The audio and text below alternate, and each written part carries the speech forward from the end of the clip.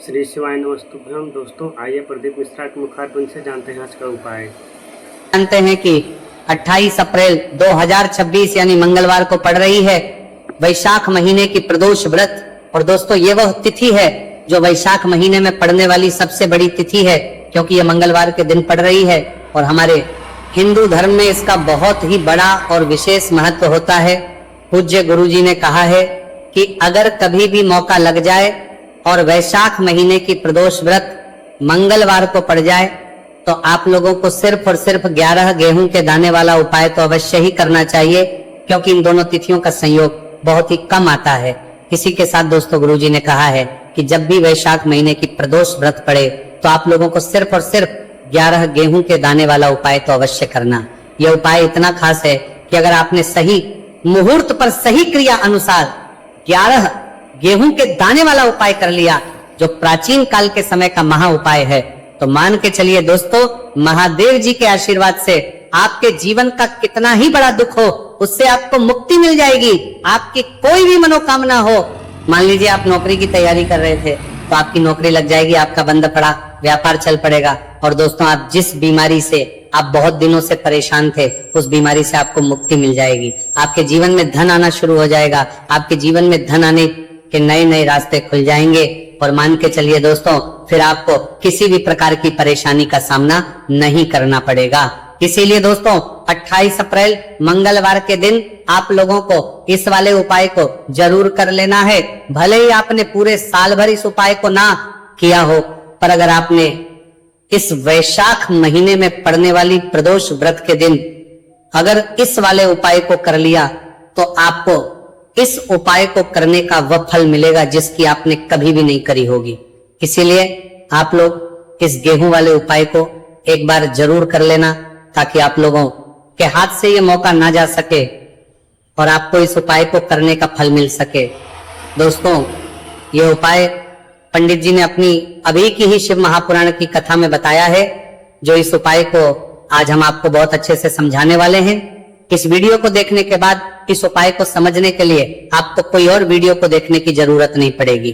तो दोस्तों इस उपाय को आपको कैसे करना है, कब करना है, कहां पर करना, और उपाय को करते समय आपको किन किन गलतियों को नहीं करना है और आपको किन किन बातों का ध्यान रखना है, ये सारी जानकारी हम आपको इस वीडियो में देंगे। तो चलिए भक्तों उपायों को शुरू करते हैं। अगर आप भी चाहते हैं कि महादेव जी का आशीर्वाद आप पर सदैव बना रहे तो वीडियो को लाइक करें, चैनल को सब्सक्राइब करें और कमेंट बॉक्स में हर हर महादेव जरूर लिखें। और अपने फायदे के लिए, गरीबी दूर करने के लिए इस वीडियो को पूरा देख कर जाना। यदि आज आपने वीडियो को बीच बीच में से देखा, काट काट कर देखा, तो जीवन में आपको कभी सफलता हासिल भी नहीं होगी। दोस्तों ये 28 अप्रैल मंगलवार प्रदोष व्रत का दिन ये इतना खास होता है, इतना महत्वपूर्ण होता है। देखा गया है कभी कभी बड़े बड़े पूजा पाठ अनुष्ठान से जो मनोकामना पूर्ण नहीं होते, वो 28 अप्रैल मंगलवार के दिन एक छोटे से उपाय करने से ही आपकी मनोकामना पूर्ण हो जाती है। अब हम समझते हैं इस वाले उपाय को हमें करना किस समय है। इस 11 गेहूं के दाने वाले उपाय को हमें वैशाख महीने के मंगलवार के दिन करना किस समय है। तो देखिए इस उपाय को करने का जो समय है वो सुबह का समय है और शाम का समय है। अब देखिए यहाँ पर हम मुख्य रूप से सुबह का समय नहीं बोलेंगे, क्योंकि 28 अप्रैल मंगलवार प्रदोष व्रत का दिन है और इस दिन प्रदोष काल के समय का बहुत महत्व होता है। बाकी अगर सुबह के समय भी करेंगे तो भी अच्छा होगा, उसमें कोई भी दिक्कत वाली बात नहीं है। तो चलिए जानते हैं इस विशेष उपाय के बारे में। लेकिन उससे पहले एक प्रार्थना, अगर आप इस चैनल पर नए हैं तो आप इस वीडियो को लाइक करें, चैनल को सब्सक्राइब करें और कमेंट बॉक्स में आप अपनी राशि, अपना नाम जरूर डाल दे, क्योंकि हम राशि से भाग्य भी बताते हैं और भाग्य में चल रही परेशानियों को दूर करने के लिए वो आसान से आसान उपाय भी बताते हैं। तो चलिए अब हम अपने सबसे पहले उपाय की बात कर लेते हैं। देखो गुरुजी ने कहा है कि अगर मंगलवार के दिन प्रदोष व्रत पड़ जाए तो इस दिन आपको 11 गेहूं के दाने वाला उपाय तो अवश्य ही करना चाहिए। देखो यह उपाय, यदि आपके जीवन में कर्जा बहुत अधिक है, आपके जीवन में संकट बहुत अधिक रहते हैं, आपके ऊपर बहुत अधिक विपदा आ रही है, बार बार आपको अपने व्यापार में और अपने धन में हानि देखने को मिल रही है कि आपको प्रत्येक कार्य में हानि हो रही है, तो आपको ये उपाय करना चाहिए। देखिए इस उपाय के लिए आपको 11 गेहूं के दाने आपको लेने हैं, ठीक है। 11 दाने लेने के बाद में आपको जरूरत होगी चावल के दानों की, 11 चावल के दाने और 11 गेहूं के दाने, और चावल के दाने खंडित नहीं होने चाहिए। अब आप कहोगे पंडित जी गेहूं कहां से लेने हैं? देखो आपको किसी भी किराना स्टोर पर गेहूं के दाने आपको आसानी से मिल जाएंगे, जाकर ले लेना, ठीक है ना। 11 गेहूं 11 चावल के दाने लेने हैं। साथ ही साथ आपको एक तांबे का लोटा है और उस तांबे के लोटे में आपको जल भरना है। जल आपका खुद के घर का होना चाहिए, मंदिर का नहीं होगा। अब आप ये सब सामग्री लेकर पहुंच जाओगे महादेव के शिवलिंग के पास में। शाम के टाइम पे प्रदोष काल में देखो, जब आप ये उपाय कर रहे हो तो अपना फेस रखना उत्तर दिशा, नॉर्थ डायरेक्शन की तरफ। अब यहां पर जो मैं आपको क्रम बताने जा रहा हूं ना, उस मेरे क्रम को बहुत ध्यान से सुनिए। महादेव को अगर कोई सबसे प्रिय है ना, तो उनकी सबसे छोटी पुत्री जिनका नाम है माता अशोक सुंदरी, जो आपके पास में चावल 11 दाने हैं ना, उन चावल के 11 दानों को माता अशोक सुंदरी के स्थान पर आपको अपना नाम और गोत्र बोलते हुए समर्पित कर देने हैं, है ना। और चावल के दानों को रखने के बाद में जो आपके पास में तांबे का लोटा है ना, उस तांबे के लोटे को कहीं पे भी हम जल नहीं चढ़ेंगे। सिर्फ और सिर्फ माता पार्वती का जो हस्तकमल आपको दिख रहा है, यहीं पे गोल गोल आपको समर्पित करना है, उसी जल को, और कहीं नहीं। ना तो माता अशोक सुंदरी के स्थान पर, ना तो शिवलिंग के ऊपर, सिर्फ आपको यहाँ पे गोल गोल जलाधारी पर आपको उस जल को समर्पित करना है। अब आपके पास में बचे हुए हैं 11 गेहूं के दाने और बचे हैं, उन्हीं 11 गेहूं के दाने को आपको अपनी मनोकामना, अपने विशेष कहते हुए महादेव के शिवलिंग के ऊपर अगर आप प्रदोष व्रत के दिन प्रदोष काल में समर्पित कर देते हैं, तो आपकी जो भी मनोकामनाएं होंगी, जो भी विश होंगी, महादेव पूरी जरूर करते हैं। अन्न को समर्पण करने से, उस खासकर गेहूं को समर्पण करने से हमारी इच्छाएं पूरी होती हैं। और अगर वह दिन मंगलवार प्रदोष व्रत का दिन हो, तब तो इससे सुंदर संयोग कुछ भी नहीं हो सकता। आपकी इच्छाओं को पूरा करने के लिए स्पेशल बहुत प्यारा सा उपाय आप सभी को जरूर करना है। ध्यान में रखिएगा, यह उपाय प्रदोष काल में करना है। देखो गुरु जी ने कहा है, भगवान शिव के शिवलिंग पर 33 कोटि देवी देवताओं का वास होता है। अगर हम शिवलिंग के सामने कुछ भी उपाय करते हैं तो हमारे सभी देवी देवता हमसे खुश हो जाते हैं। ये उपाय आपको अवश्य करना है। देखो सुबह के टाइम नहीं कर सकते, ठीक है। अब बात करते हैं अगले उपाय की। देखो इस उपाय के लिए आपको लेना है एक गोलबाती का दीपक। आप चाहे तो मिट्टी का ले सकते हैं, या फिर घर से शुद्ध आटा मढ़कर उसका दीपक आप तैयार कर सकते हैं। इसके बाद आपको लेना है शुद्ध गाय का घी। अगर वो नहीं है तो कोई भी देसी घी इस्तेमाल कर सकते हैं, जिससे आपको दीपक प्रज्वलित करना है। देखो अब ये सब सामग्री लेकर आपको जाना है प्रदोष काल में आपके घर पर तुलसी जी के घेरे के पास में। देखो ये उपाय तो आपको अवश्य करना है। देखो वहां पहुंचकर सबसे पहले वो दीपक आपको प्रज्वलित कर देना है और का 11 बार जाप करना है। उसके बाद आपको अपने सीधे हाथ में थोड़ी हल्दी लेकर उस दीपक में अपना नाम और गोत्र बोलते हुए डाल देना है। उसके बाद माता लक्ष्मी से आपको प्रार्थना करना है कि हे महालक्ष्मी, हमारी सभी दुख तकलीफों को दूर करो। हे महादेव, हमारे सब दुख कष्टों को खत्म करो। इस भावना से आपको ये उपाय करना है। चलिए अब बात कर लेते हैं दूसरे उपाय की। दोस्तों आप सभी जानते हैं कि मंगलवार प्रदोष व्रत का दिन समर्पित होता है भगवान महादेव को, या कि माता पार्वती को प्रदोष व्रत का दिन समर्पित होता है। और जब भी हम शिवलिंग के ऊपर कोई भी उपाय करते हैं तो इससे हमें एक साथ भगवान महादेव की और माता पार्वती की कृपा प्राप्त हो जाती है। देखिए दोस्तों, गुरुदेव ने बताया है कि मंगलवार के दिन किया जाने वाला यह सबसे खास और सर्वश्रेष्ठ उपाय है। 7 चने की दाल लेनी है। देखिए आप 7 चने की दाल भी ले सकते हैं या फिर 11 भी ले सकते हैं, 21 या फिर 108 चने की दाल ले सकते हैं। यदि आप 21 चने की दाल लेते हैं तो यह आपके उपाय के लिए अत्यधिक सर्वोत्तम होता है।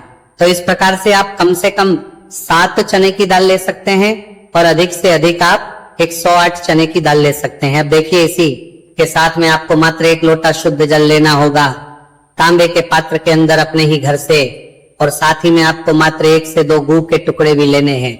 देखिए मंगलवार प्रदोष व्रत का दिन भगवान महादेव को होता है। आपको ये जो सारी सामग्रियां हैं इन्हें लेकर के पहुंच जाना है भगवान शिव के मंदिर में। इस उपाय को आप सुबह से लेकर के शाम तक किसी भी समय में कर सकते हैं, लेकिन यदि आप शाम के समय इस उपाय को करते हैं तो यह उपाय आपके लिए और अधिक सर्वोत्तम होता है। तो यदि आपको प्रदोष काल के समय में मिलने जाता है तो फिर आप प्रदोष काल में भी कर सकते हैं, या फिर आप पूरे ही दिन में किसी भी समय इस उपाय को कर सकते हैं। शिव मंदिर पहुंचने के बाद सबसे पहले तो आपको दक्षिण दिशा में बैठ जाना है, उत्तर दिशा की तरफ आपको अपना मुख कर लेना है। लेकिन यदि शिवालय में भीड़ है, शिव मंदिर में भीड़ है, तो फिर आप किसी भी दिशा में बैठकर इस उपाय को कर सकते हैं।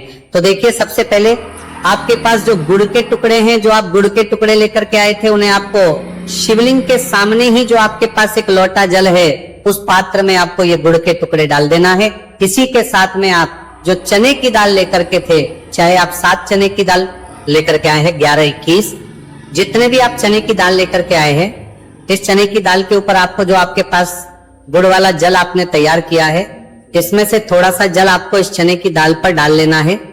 अब देखिए, आपके पास जो गुड़ वाला जल है, इसमें से सबसे पहले थोड़ा सा जल आपको श्री गणेश जी वाले स्थान पर समर्पित कर देना है। श्री शिवाय नमस्तुभयम इस मंत्र का जाप करते हुए फिर थोड़ा सा जल आपको श्री कार्तिकेय जी वाले स्थान पर समर्पित करना है। श्री शिवाय नमस्तुभयम इस मंत्र का जाप करते हुए फिर थोड़ा सा जल आपको माता अशोक सुंदरी वाले स्थान पर भी समर्पित करना है। श्री शिवाय नमस्तुभयम इस मंत्र का जाप करते हुए फिर थोड़ा सा जल आपको माता पार्वती के हस्त कमल पर समर्पित करना है और आपको श्री शिवाय नमस्तुभयम इस मंत्र का जाप कर लेना है। अब देखिए दोस्तों, आपके पास जो सा जल और शेष बचेगा, इसमें से आपको केवल थोड़ा सा जल शिवलिंग पर अर्पित कर देना है और अंत में आपको उस पात्र में थोड़ा सा जल और शेष बचाना है। पूरा जल आपको शिवलिंग पर अर्पित नहीं करना है, अंत में आपको थोड़ा सा जल और शेष बचाना है। अब देखिए, आप जितनी भी चने की दाल लेकर के आए हैं, अगर आप 7 चने की दाल लेकर के आए हैं, तो आपको 7 बार श्री शिवाय नमस्तुभयम इस मंत्र का स्मरण कर लें। यदि 11 चने की दाल लेकर के आए हैं, तो फिर आपको 11 बार इस मंत्र का जाप करना है। जितनी भी चने की दाल लेकर के आए हैं, उतनी बार आपको श्री शिवाय नमस्तुभयम इस मंत्र का जाप करना है। और फिर आपको ये जो चने की दाल है, इसे शिवलिंग के ऊपर ही समर्पित कर देनी है। लेकिन आपको ये चने की दाल बृहस्पतेश्वर महादेव का स्मरण करते हुए ही शिवलिंग पर अर्पित कर देनी है और आपको अपनी मनोकामना को भी बोल देनी है।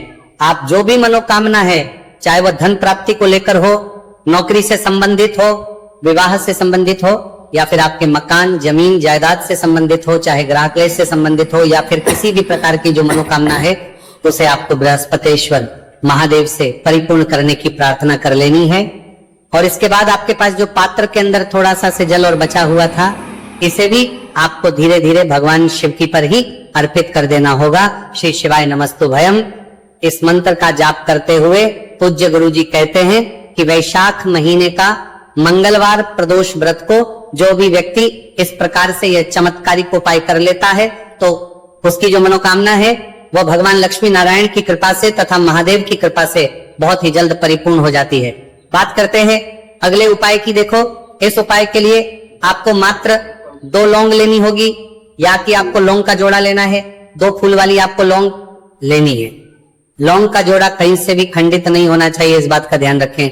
इसी के साथ में आपको लेना होगा लाल चंदन का पाउडर। देखिए, यदि आपके पास लाल चंदन की लकड़ी है तो उसे घिस कर भी आप चंदन के रूप में प्रयोग कर सकते हैं। यदि पाउडर है तो उसका भी आप अपने उपाय के लिए प्रयोग कर सकते हैं। देखिए, चंदन जो है वो तेज का प्रतीक माना गया है और साथ ही साथ जीवन के अंधकार को दूर करने का प्रतीक माना गया है। अब इसी के साथ में आपको मात्र एक तांबे के पात्र के अंदर शुद्ध जल लेना होगा अपने घर से। अब दोस्तों, ये तीनों सामग्री लेकर के सीधे आपको पहुंच जाना होगा भगवान शिव के मंदिर में। देखिए, इसी के साथ में आपको एक गोलबाती का दीपक भी लेना होगा। दीपक आप मिट्टी का भी ले सकते हैं, शुद्ध आटा मढ़कर उसका भी तैयार कर सकते हैं, और दीपक में आप शुद्ध घी का प्रयोग करना है। लेकिन जैसे ही आप इन सभी सामग्रियों को मंदिर में लेकर के पहुंचेंगे, मंदिर में जैसे ही आप चौखट के वहां पर पहुंचेंगे, तो मंदिर की चौखट के सीधे तरफ आप जो अपने साथ एक गोलबाती का दीपक लेकर के आए हैं, उसे आपको सबसे पहले तो प्रज्वलित कर देना है। यानी कि जैसे ही आप मंदिर की चौखट के वहां पर प्रवेश करते हैं, तो उसके सीधे तरफ आपको ये गोलबाती का दीपक प्रज्वलित कर देना है। अब देखिए, जैसे ही ये दीपक प्रज्वलित करेंगे, तो आपकी जो भी मनोकामना है उससे आपको बोल देना है। आप इस दीपक को इस प्रकार से प्रज्वलित करने के बाद इन सभी सामग्रियों को शिवलिंग के पास में लेकर पहुंच जाना है। अब देखिए दोस्तों, आपके पास जो एक तांबे के पात्र के अंदर शुद्ध जल है, उसमें से आपको केवल आधा लोटा जल ही भगवान शिव के शिवलिंग पर अर्पित करना है। आधा लोटा जल आपको उसी पत्र के अंदर बचा लेना है। अब दोस्तों, पास जो 2 लौंग है, यानी कि लौंग का जोड़ा है, उससे आपको अपना नाम और अपने गोत्र को बोलते हुए आपकी जो भी समस्या चल रही है, आपके जीवन में जो भी परेशानी उत्पन्न हो रही है, उन्हें आपको बोल देना है। और ये जो लौंग का जोड़ा है, इसे आपको भगवान शिव के शिवलिंग पर अर्पित कर देना है। जैसे आप ये 2 लौंग शिवलिंग पर चढ़ाएंगे तो अपना हाथ जो है वहां पर आपको रखना है और महादेव से आपको करनी है कि मेरे जीवन की ये जो परेशानियां है ये सभी दूर हो जाए। यानी कि आपके जीवन में धन की संबंधित परेशानी चल रही है, कर्ज की समस्या चल रही है, बच्चों का पढ़ाई लिखाई में मन नहीं लग पा रहा है, घर के जो आर्थिक संकट है वो सभी दूर हो, व्यापार आपका ढंग से नहीं चल पा रहा है, घर में रोग की स्थिति बनी हुई है, यानी कि जिस भी प्रकार की आपकी समस्याएं हैं उसे आपको बोल देना है और महादेव से इन सभी समस्याओं को दूर करने के लिए आपको प्रार्थना कर लेनी है। अब देखिए दोस्तों, आपने जो 2 लौंग शिवलिंग पर समर्पित की थी उससे आपको वहां से उठा लेना है और इन दोनों लौंग को आपको शिवलिंग से उठा करके सीधे उससे जल के पात्र के अंदर डाल देना है। यानी कि अपने आधा लोटा जल और बचाया हुआ था उसी के अंदर आपको ये 2 लौंग डाल देनी है। और साथ में आप जो लाल चंदन ले आए थे उस लाल चंदन को भी आपको उसी पात्र के अंदर डाल देना है। यानी कि आधा लोटा जल और बचा हुआ है तो उसी आधे लोटे जल के अंदर आपको ये लाल चंदन भी डाल देना है। अब देखिए, इस आधे लोटे जल में है जिसमें अपने 2 लौंग डाली है, लाल चंदन डाला है